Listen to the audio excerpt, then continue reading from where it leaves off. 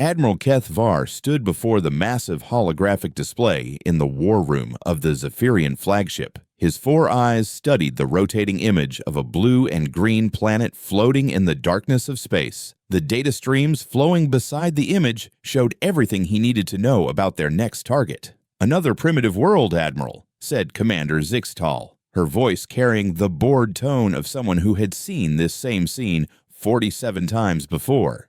"The automated survey drones completed their scan 3 cycles ago. Standard Class M planet with abundant water and mineral resources." Kethavar nodded his massive head, his scaled skin reflecting the blue light from the hologram. The planet looked almost identical to dozens of other worlds the Zephyrian Empire had conquered over the past century. Blue oceans, green land masses, white clouds swirling in predictable weather patterns. Nothing special, nothing dangerous. "Tell me about the inhabitants," he said, his voice rumbling through the war room like distant thunder. Zixtal activated her datapad with a quick gesture. Single dominant species spread across 7 major landmasses. They call themselves humans, according to our translation algorithms. Bipedal mammals, average height of about 6 feet. No natural weapons to speak of. They appear to be pack hunters by nature, but they've moved beyond that stage. "Technology level?" asked Kethvar. "Primitive by our standards, sir. They've achieved basic spaceflight using chemical propulsion. Their most advanced ships can barely reach their own moon. They have nuclear weapons, but nothing approaching plasma or antimatter technology. Their energy production is still mostly based on burning fossil fuels." Kethvar walked closer to the hologram, studying the continents. "Military organization." "This is where it gets interesting, sir," Zixtal said, with what might have been amusement. "They have no unified planetary government. The species is divided into nearly 200 separate political entities called nations. Many of these nations are actively hostile to each other. Our drones detected at least 15 active armed conflicts happening during the survey period." "They fight among themselves?" Kethvar asked, surprised. In his experience, species usually united when faced with superior technology. The Zephyrian Empire had learned to expect desperate alliances forming as soon as their ships appeared in a system's sky. "Constantly, sir. The survey data shows they've been fighting each other for their entire recorded history. Wars over resources, territory, ideology, even things they call religion. Their weapons technology appears to be advancing rapidly, but only because they keep trying to kill each other more efficiently." The Admiral felt a familiar sense of satisfaction. A divided species was always easier to conquer. They would spend precious time arguing among themselves instead of organizing a defense. Some nations might even welcome the Zephyrians as liberators from their local enemies. "Population?" he asked. "Approximately 8 billion individuals scattered across the planet. Most live in large settlements they call cities. These cities appear to be poorly defended and concentrated around coastlines or river systems, perfect targets for demonstration bombardments." Kethavar studied the hologram more carefully. The planet's designation in their files showed as Target 7749 Delta, just another number in the Empire's expansion database. The automated systems had cataloged everything: orbital mechanics, atmospheric composition, gravity levels, resource distribution. It all looked standard for a Class M world. "Any signs of external contact? Other spacefaring civilizations in the region?"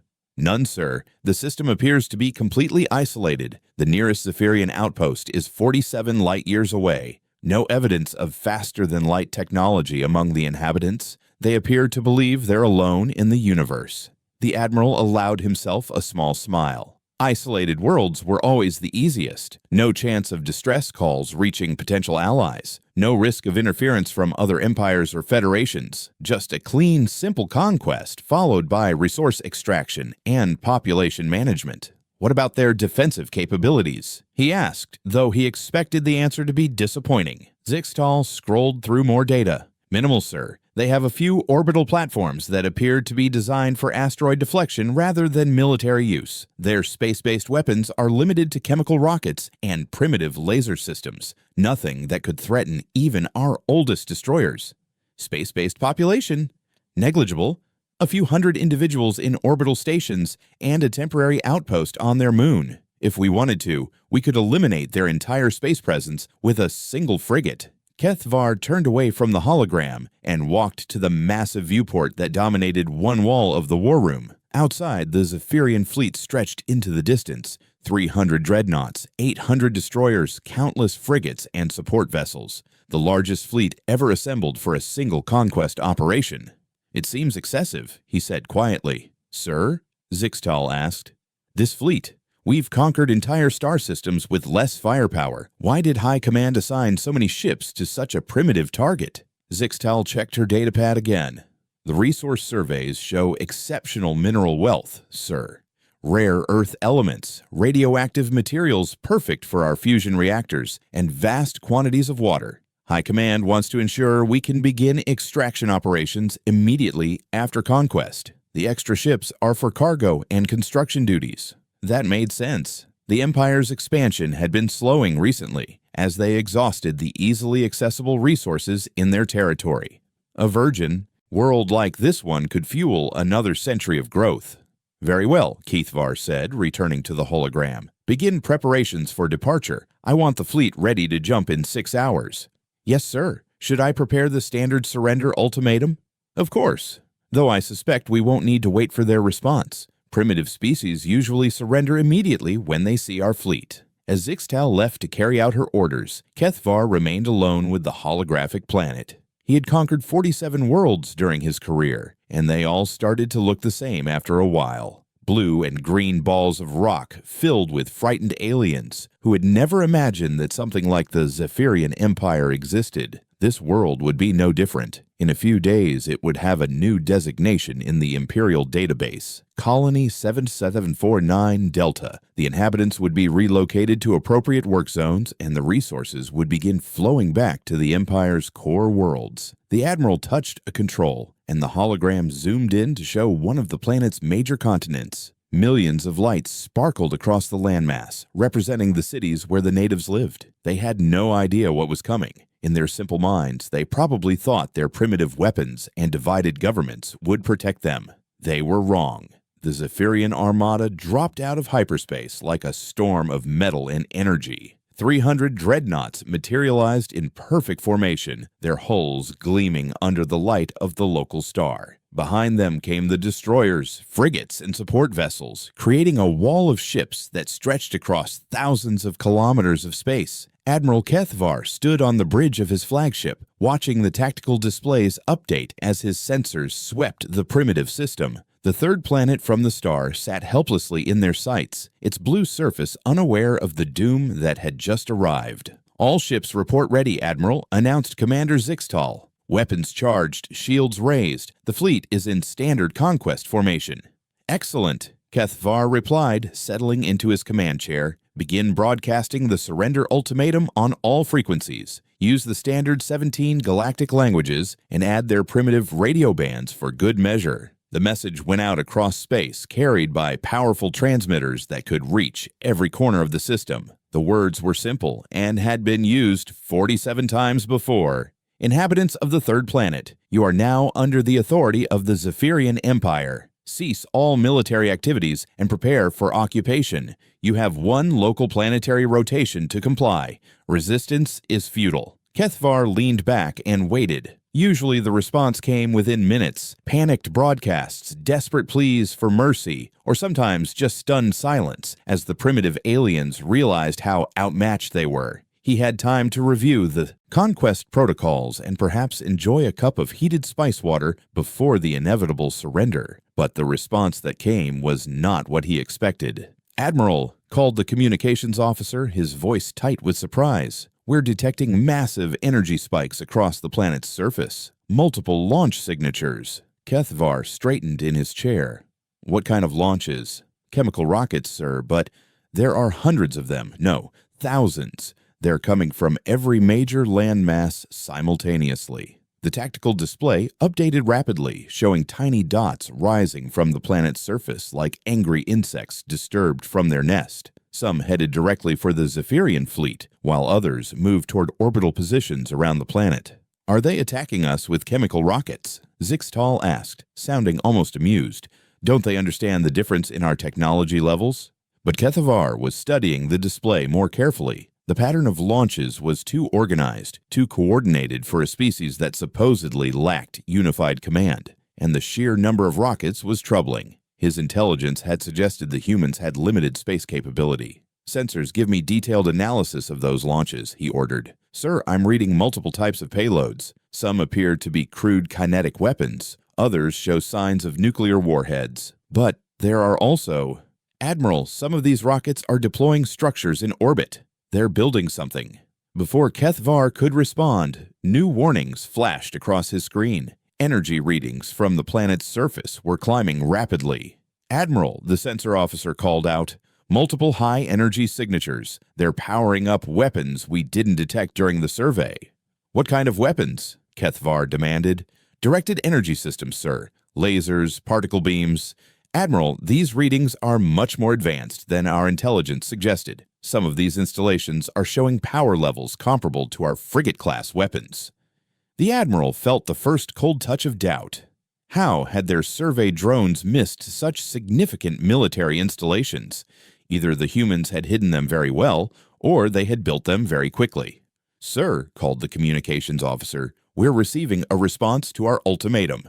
"Put it through," Kethavar ordered. The main screen flickered, and a human face appeared. The alien looked remarkably calm for someone facing the largest fleet in Zephyrian history. The human's pale eyes seemed to look directly at Kethavar, and when it spoke, its voice carried no trace of fear. "This is Secretary General Martinez of the United Nations, speaking for the planet Earth. We have received your message and understand your intentions. Our response is simple. No, Earth is not for sale, conquest, or occupation. We suggest you leave our system immediately." The transmission ended, leaving the bridge in stunned silence. In 47 previous conquests, no species had ever responded with such direct defiance. They usually begged, pleaded, or tried to negotiate for better terms. Did they just refuse our ultimatum?" Zixtal asked in disbelief. Before Kethavar could answer, the tactical board exploded with new warnings. The swarm of human rockets had reached orbital distance, and they were doing something impossible. Instead of attempting futile attacks on the Zephyrian fleet, they were deploying into a defensive network around their planet.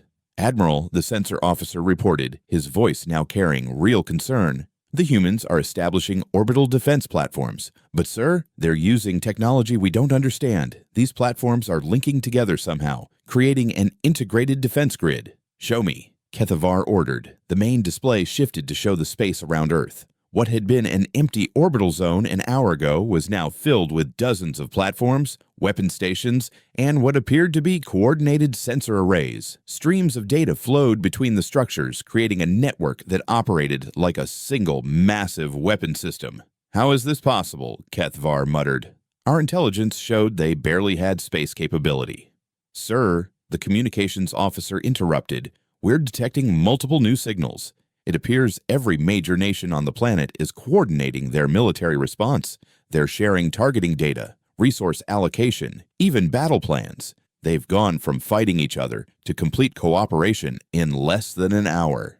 Kethavar stood and walked to the main viewport. The planet below looked the same as it had during their arrival, but something fundamental had changed. The humans weren't behaving like any species he had encountered before. "Admiral," Zixtal said quietly, "perhaps we should proceed with the demonstration bombardment. Once they see our firepower, they'll realize the futility of resistance." "Target selection?" Kethavar asked, though his confidence was beginning to waver. "The largest population center, sir. A coastal city called New York, with over 8 million inhabitants. A precise strike should convince them to surrender." Kethavar nodded slowly. "Very well, prepare a surgical bombardment, minimum necessary force to eliminate the target and demonstrate our superiority." The order went out to the fleet's heavy weapons platforms, plasma cannons that could crack continents, focus their energy on a single point on the planet's surface. The humans would see their greatest city disappear in a flash of light, and then they would understand. The weapons fired, but instead of striking the planet's surface, something impossible happened. The plasma bolts encountered a web of defensive fire that seemed to materialize from empty space. Laser beams, particle streams, and kinetic interceptors filled the space above Earth, creating a barrier that caught and destroyed the Zephyrian bombardment before it could reach its target. What happened? Cathvar roared. Sir, the Orbital Defense Network intercepted our bombardment. But that's impossible. Those platforms weren't there an hour ago, and they shouldn't have the power or coordination to stop a fleet-level attack. On the tactical display, the space around Earth now showed a deadly constellation of defensive platforms, all connected by streams of data and energy. What had looked like primitive chemical rockets were now revealed to be sophisticated deployment systems, carrying advanced weapons and sensors into orbit with frightening efficiency. Admiral, the sensor officer called out, his voice now filled with something approaching panic. I'm detecting new launches from the planet's surface. Thousands more rockets, and these are different. They're heading directly for our fleet. Cathvar stared at the display as wave after wave of human weapons rose toward his ships. For the first time in his military career, he realized he might have made a serious mistake. The humans weren't surrendering. They were fighting back. And somehow, impossibly, they seemed to know exactly what they were doing. Admiral Cathvar watched in growing horror as his tactical displays updated with each passing minute. The human counterattack was unlike anything in Zephyrian military experience. Their ships moved with impossible coordination, striking at weak points in the fleet formation that shouldn't have existed. Damage report, he ordered, his voice steady despite the chaos erupting around his flagship. 17 destroyers damaged, 3 frigates destroyed, Commander Zixtal reported, her voice tight with disbelief. Sir, the humans are using weapons we've never seen before, some kind of kinetic projectiles that penetrate our shields, and their targeting systems seem to predict our evasive maneuvers. Before Cathvar could respond, his intelligence officer burst onto the bridge, carrying a datapad that glowed with urgent priority codes. Admiral, we have a problem, Intelligence Officer Nexron said, his scales pale with fear. I've been running cross-reference checks on this system through our deep database archives. Sir, we made a terrible mistake. What kind of mistake? Cathvar demanded. The planet, sir, it's not just target 7749 Delta. The humans call it Earth, and that name appears in our xenological databases. Admiral, this is a class Civital's death world. The bridge fell silent. Everyone knew what a death world classification meant. These were planets so dangerous that most galactic civilizations avoided them entirely. Worlds where evolution had gone wrong, creating environments so hostile that only the most extreme life forms could survive. That's impossible, Zixtal said. Death worlds don't support advanced civilizations. The environmental pressures are too severe. Nexron activated his datapad, projecting holographic displays around. The bridge. Sir, the environmental data we dismissed as normal is actually terrifying. Look at these atmospheric readings. The display showed Earth's atmospheric composition, 21% oxygen, 78% nitrogen with trace gases. To Zephyrian eyes, it looked normal. I don't see the problem, Cathvar said. Sir, that oxygen concentration is lethal to most galactic life forms. It's so corrosive that it would dissolve our respiratory systems in minutes. The humans breathe poison as their normal atmosphere, but that's not the worst part. Another hologram appeared, showing gravity measurements. Sir, this planet has a gravitational field nearly double the galactic standard. The humans evolved in conditions that would crush most civilized species. Their bones, muscles, and cardiovascular systems are built for extreme stress. Cathvar felt his 4 stomachs twist as more data flooded the display. Weather patterns that would be classified as natural disasters on any civilized world were marked as typical seasonal variations on Earth. Temperature ranges that spanned from freezing to boiling were considered normal climate zones. The biological data is even worse, sir, Nexron continued, his voice growing more frightened. This planet isn't just hostile to life, it's hostile to everything. The humans share their world with creatures that would be classified as apex predators on any other planet. Giant reptiles that can bite through steel, poisonous insects that can kill with a single sting, mammals that hunt in packs and never give up pursuing their prey. A new hologram showed Earth's food web, and Cathvar's eyes widened in shock. Nearly every species on the planet was either a predator, prey, or both simultaneously. The humans sat at the top of a biological pyramid, built on constant violence and survival of the most adaptable. But sir, the most disturbing part is their evolutionary history, Nexron said, calling up genetic analysis charts. The humans are persistence predators. Do you understand what that means? Kethvar did understand, and the knowledge filled him with dread. Persistence predators never stopped hunting. They pursued their prey across vast distances, wearing them down through sheer endurance and determination. When a persistence predator decided you were prey, running only delayed the inevitable. Admiral, the communications officer called out urgently, "We're receiving multiple transmissions from across the planet. They're not surrender offers, sir. They're tactical discussions." "Put them through," Kethvar ordered. The bridge speakers filled with human voices speaking in dozens of languages. The translation computers struggled to keep up, but the content was clear enough. Military commanders from every nation on Earth were sharing intelligence, coordinating attacks, and planning strategies. Nations that had been at war with each other hours earlier were now working together like parts of a single military machine. "This is General Morrison, United States Space Force. Our orbital platforms are reporting successful intercepts of enemy bombardment attempts. Recommend immediate deployment of Phase 2 weapons."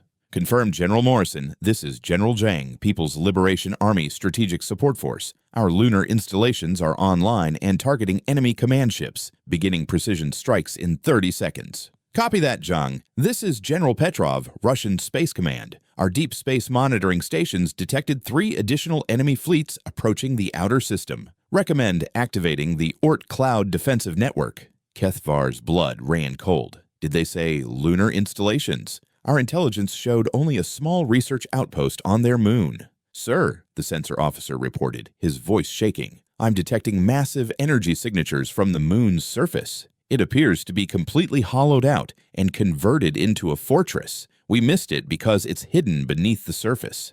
"And the Oort cloud?" Kethvar asked, though he dreaded the answer. "Sir, we're detecting activation signatures throughout the outer system. The humans have hidden weapons platforms throughout their solar system's debris field. They've turned their entire star system into a trap."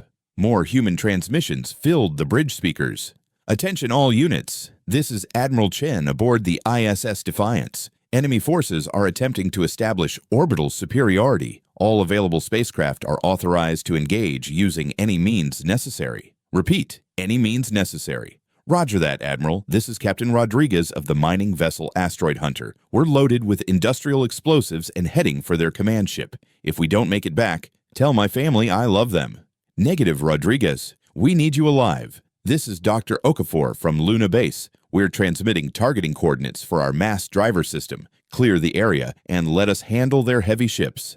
Kethvar realized with growing horror that the humans were treating his massive invasion fleet not as an overwhelming force, but as a tactical problem to be solved. They spoke of sacrifice and death as casually as Zephyrians discussed lunch preferences. "Admiral," Nexron said quietly, "there's more. According to the xenological files, humans have a psychological trait called spite. When faced with impossible odds, instead of surrendering, they become more determined to fight. Defeat doesn't break their spirit. It makes them angry." As if to prove the point, a new transmission came through from the planet's surface. "This is President Williams addressing all Earth forces. The enemy has shown their intention to destroy our cities and enslave our people. I am authorizing the release of all restricted technologies and weapons systems. Every space-capable vessel, from luxury yachts to garbage scows, is now part of Earth. Defense Force. Every citizen with engineering knowledge is directed to the nearest military facility.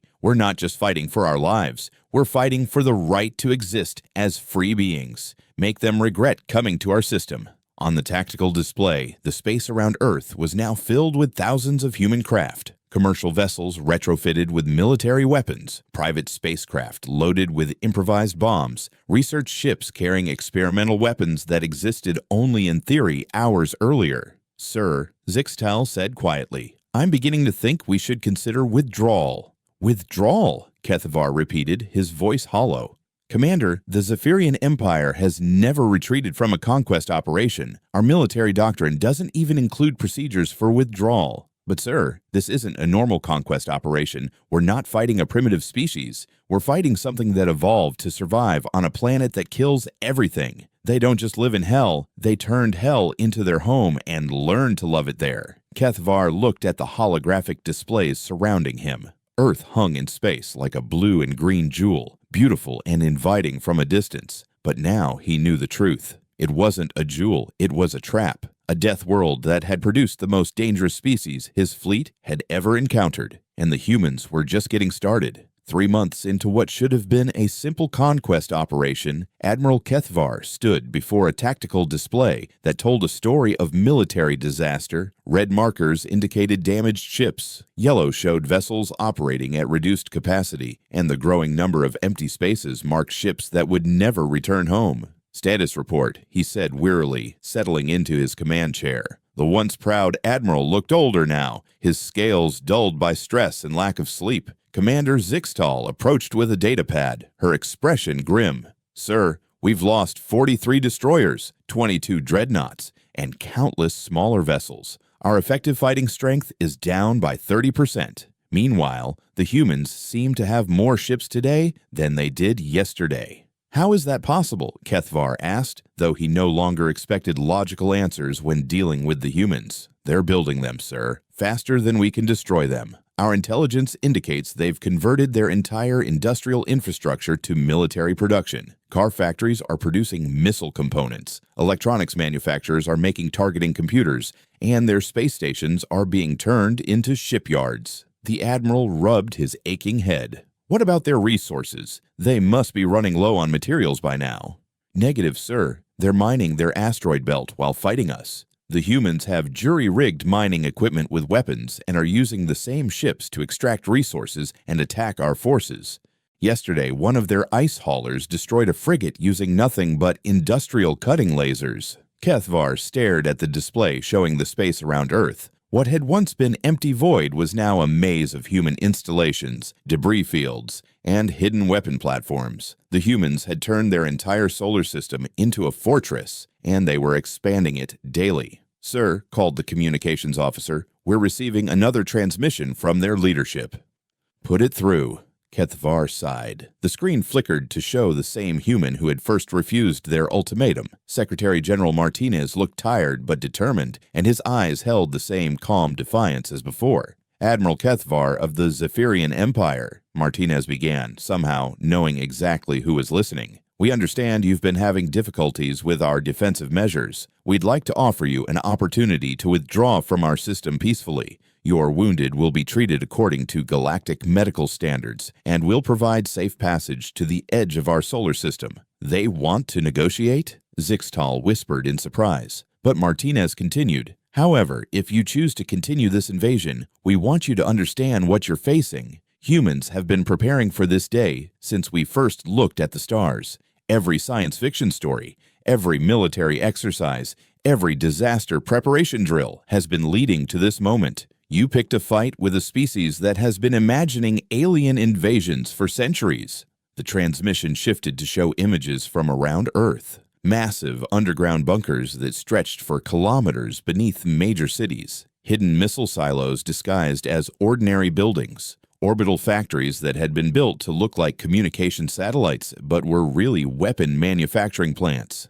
"We've been preparing for you since before we knew you existed," Martinez said calmly. "Every human government has contingency plans for extraterrestrial invasion. Every military officer has studied theoretical alien attack scenarios. Every engineer has designed weapons for enemies we'd never met. You didn't attack a primitive world, Admiral. You attacked a species that has been preparing for interstellar war since we invented the radio."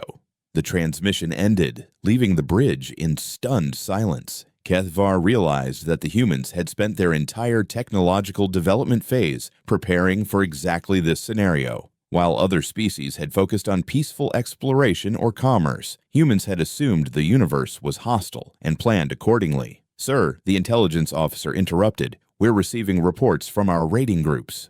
"What kind of reports?" Kethvar asked, dreading the answer. "Tactical failures, sir. The human defensive positions are unusual. They don't follow any military doctrine we understand. Instead of fortified installations, they use mobile. platforms that appear and disappear without warning. Instead of fixed defensive lines, they create overlapping fields of fire from hidden positions. A holographic display showed the attempted attack on the human lunar base. Zephyrian assault troops had landed successfully, only to find themselves fighting an enemy that seemed to be everywhere and nowhere at once. The humans used the moon's low gravity to bounce between positions, appearing behind cover that shouldn't exist, and employing weapons that violated every principle of civilized warfare. They're using improvised explosive devices hidden throughout their installations, the intelligence officer continued. When our troops capture a position, it often explodes after they occupy it. The humans appear to have booby-trapped their entire infrastructure. That's barbaric, Zixtal said with disgust. Civilized warfare doesn't involve destroying your own installations. Sir, there's more. The humans have begun using what they call suicide tactics. Individual ships loaded with explosives ram our vessels at high speed. Pilots volunteer for missions they know they won't survive. They seem to view death in battle as honorable. Kethvar felt a chill run down his spine. The Zephyrian Empire had conquered 47 worlds, but they had never faced an enemy that actively embraced death as a tactical option. How do you fight someone who considers dying for their cause a victory rather than a defeat? What about our psychological warfare broadcasts? He asked. Completely ineffective, sir. We've tried standard demoralization techniques. Threats to their families, promises of better treatment if they surrender, demonstrations of our superior firepower. The humans respond by mocking our broadcasts and creating what they call memes that ridicule our attempts at intimidation.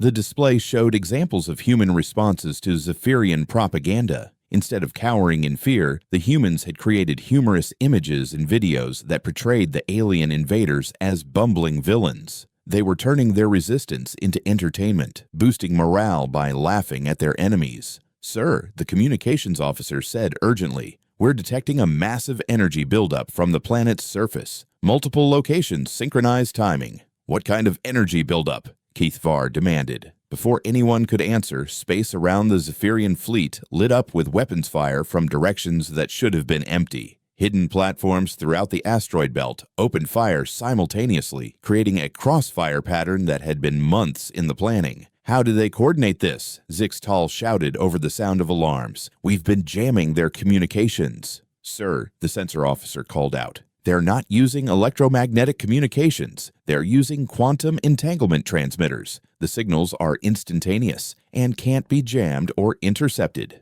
Kethvar watched in fascination and horror as the human attack unfolded with perfect timing. Ships that had been disguised as debris suddenly powered up and joined the assault. Mining platforms revealed hidden weapon ports. Even disabled human vessels that had been floating dead in space for weeks suddenly came alive and attacked the nearest Zephyrian ships. They've been playing dead, he realized. Some of those ships we thought we destroyed have been hiding crews in shielded compartments, waiting for the right moment to rejoin the fight. The attack continued for 6 hours, with human forces appearing from impossible hiding places throughout the solar system. When it finally ended, the Zephyrian fleet had lost another 20 ships and been forced to retreat to a more distant orbit. Admiral, Zixtal said quietly, our casualties are approaching 50%. At this rate of loss, we'll have no fleet left within 2 months. Kethvar nodded grimly. What about reinforcements from the Empire? 3 additional fleets are en route, sir, but based on our experience here, they may not be enough. The humans are adapting to our tactics faster than we can develop new ones. Every strategy we employ, they create 3 countermeasures. The Admiral looked at the holographic display of Earth, still beautiful and blue despite months of warfare. Somehow, the humans had managed to protect their world while simultaneously building the largest military force he had ever encountered. Sir, the intelligence officer said hesitantly, there's something else. Our intercepted communications suggest the humans are beginning to reverse engineer our technology. They're learning from every ship they capture or destroy. That's impossible. Their technology level is centuries behind ours. Yes, sir, but they're adapting at an unprecedented rate. Human engineers are combining our advanced systems with their own innovations in ways we never thought possible. They're creating hybrid technologies that our scientists can't explain. Kethvar realized with growing dread that the humans weren't just defending themselves. They were learning, adapting, and growing stronger with every battle. The invasion force that was supposed to conquer them was instead providing them with advanced technology and military experience. Admiral Zixtal said softly, "What are your orders?" For the first time in his military career, Kethvar had no answer. The humans had turned their entire star system into a death trap, and every day they made it more deadly. But Imperial doctrine forbade retreat, and admitting defeat was unthinkable. He was beginning to understand why Earth was classified as a death world. It wasn't just the environment that was lethal, it was the species that called it home. Admiral Kethvar stood on the bridge of his damaged flagship, watching the sensor displays with a mixture of awe and terror. 3 Zephyrian reinforcement fleets had just dropped out of hyperspace, bringing his total force back to pre-invasion levels. It should have been a moment of triumph, but instead, he felt only dread. Admiral, Commander Zixtal reported, "Fleets 7, 12, and 15 have arrived as scheduled. Admiral Vokhthar requests immediate tactical briefing." "Tell him to maintain distance and observe," Kethvar ordered. "I want him to see what we're truly facing before he commits his forces." The main display showed the space around Earth, now transformed beyond recognition. What had been empty void 6 months ago was filled with a web of human installations, defensive platforms, and patrol routes. The humans had built a fortress around their world that made ancient legends of impregnable cities seem like children's toys. "Sir," the communications officer announced, "we're receiving a transmission from the planet." "Martinez again?" Kethvar asked wearily. "No, sir. Multiple sources. It appears to be some kind of joint announcement." The screen divided into sections, showing faces from across Earth. Kethvar recognized some of them. Military leaders, political figures, and scientists who had become familiar enemies over the past months. But there were new faces too, and something about their confident expressions made his scales prickle with unease. "Greetings, Admiral Kethvar and the Zephyrian Empire," began a woman in military uniform. "This is Admiral Sarah Chen of the Terran Defense Force. We understand you've received reinforcements." The display shifted to show another speaker, a dark-skinned man in scientist's robes. "I am Dr. Kwame Okafor, director of the United Earth Science Consortium. We'd like to share some recent discoveries with you." A third face appeared, this one belonging to what looked like a human child. "Hi there, I'm Luna, and I represent the next generation of Earth. We've been working on something special for you." Kethvar felt a chill of dread. In 6 months of warfare, the humans had never included children in their military communications. Why were they doing so now? Dr. Okafor continued, "You see, Admiral, your invasion has taught us something wonderful about ourselves. When faced with extinction, humans don't just fight, we evolve, we adapt, we become something new." The transmission shifted to show images from around Earth's solar system, but these weren't the familiar human installations Kethvar had learned to fear. These were something else entirely. "Admiral," the sensor officer called out urgently, "I'm detecting massive objects throughout the system. They're alive, sir." "Alive?" Kethvar demanded. "What do you mean alive?" On the display, creatures the size of battleships swam through space as if it were an ocean. Their bodies pulsed with bioluminescent patterns, and they moved with the grace of living beings rather than the mechanical precision of spacecraft. "Meet our friends," Admiral Chen said with a smile that made Kethvar's 4 stomachs lurch. "It turns out Earth isn't the only inhabited world in our solar system. We've been sharing our space with some very intelligent neighbors for quite some time." Dr. Okafor picked up the explanation. "The creatures you see are space whales from the moons of Jupiter. We've been in communication with them for decades, but your invasion helped us establish a true partnership. They've been watching your fleets and learning your weaknesses." More creatures appeared on screen. Massive jellyfish-like beings that drifted between the asteroids, their translucent bodies hiding advanced biotechnology. Crystalline entities that looked like living gems but moved with obvious intelligence through the void. "The dolphins helped us crack your communication codes," added the child Luna. "They're really good at pattern recognition, and the octopsi have been designing new weapons based on your ship configurations. Cephalopods are excellent engineers, you know." Kethvar stared in growing horror as the truth became clear. Earth wasn't just a death world inhabited by humans. It was a death world where multiple intelligent species had learned to work together. The humans hadn't just defended their planet, they had created the first multi-species alliance in galactic history. But wait, Admiral Chen said cheerfully, there's more. The display showed new ships emerging from behind Earth's moon, but these vessels weren't built from human technology or Zephyrian designs. They were organic, grown rather than constructed, with hulls that shifted and adapted like living skin. Hybrid technology, Dr. Okafor explained. Human engineering combined with the biotechnology of our partners, enhanced with reverse-engineered Zephyrian systems. These ships can repair themselves, adapt to new threats, and evolve during combat. Admiral Zixtal whispered, those vessels, they're larger than our dreadnoughts. The young human, Luna, grinned widely.